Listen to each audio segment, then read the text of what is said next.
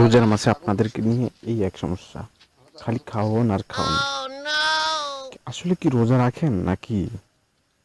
আবার আরেকটা খাইতেছে, দেখো কি এক অবস্থা। রোজা তো রাখেই না, খাওয়ার জন্য পাগল। ওই দেখো